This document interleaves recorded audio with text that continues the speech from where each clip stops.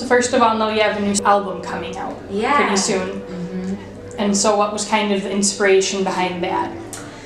Well, it's called These Are the Days, and it's because these are amazing days in our life. It's a really new season for us. Our last record, we were newlyweds, traveling around Canada, living in Argenta, and really kind of living on the edge of, and faith kind of looked like, life on the edge. And this time around, we have a new baby, a new house, and kind of life has taken a few steps forward, and so we're trying to balance home life and road life.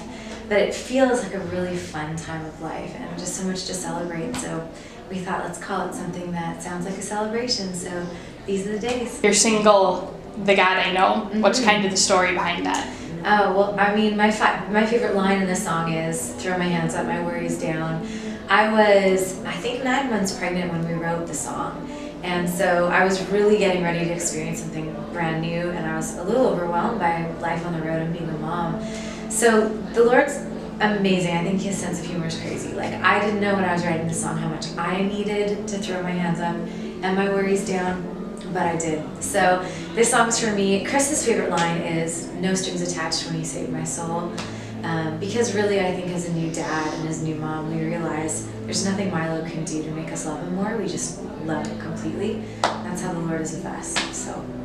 I know you have a little son now, and being married and everything. How does it work being on the road and just doing what you do even at home as Christian artists with a little son and with your family? Well, it means that you see him bouncing on the pack and play in the middle of the green room. You know what, our home life and our road life, the only thing that's different is that we're on the move when we're on the road. But honestly, everything we do, we kind of do together. And we're a little bit out of the ordinary in that way, you know. Chris doesn't go off to his job, I go off to mine. It used to be that way. But now the Lord's just kind of brought us together to do this as a band together. So Milo gets loved by a lot of people, and he gives love to a lot of people. I mean, during our show, we'll have a wonderful volunteer, her name's Kathy tonight, that's going to be watching him. So I do have to really let go and pass him off. It is hard, but it's also really special that he's such a happy kid. I think because he's just used to being in other people's lives and arms. So it's challenging, but it's the best thing we've ever done. Oh, cool. So what about you guys as a couple? How does working together and constantly doing ministry together affect your relationship as a married couple? Good, bad, otherwise? I think it's great. I think, though, if we had done this right when we got married, it would have been really challenging. We've been married 12 years, and we only have been a band, Loving the Outcome, for about 3. Before that, we were separate bands, and we were always in different parts of the world, and, you know, we saw each other, but it was not as often as now. And I think we both had to learn who we were in the Lord and just make sure that we were ready to serve each other in ministry like this. So honestly, the timing is perfect. The Lord brought us together at just the right time, and he's a bass player and I'm a front person, so we're really different personalities, and that, I think, is what makes it work so well. So how did you guys actually get started as a band? Because you originally lived in Canada, right? Yeah. And then you guys moved to the USA, obviously, now? Yeah. So what are some differences between the two countries and transitioning, and how did you guys kind of decide to come here as a band and get going in the industry? Yeah, well, they're more different than I realized, honestly.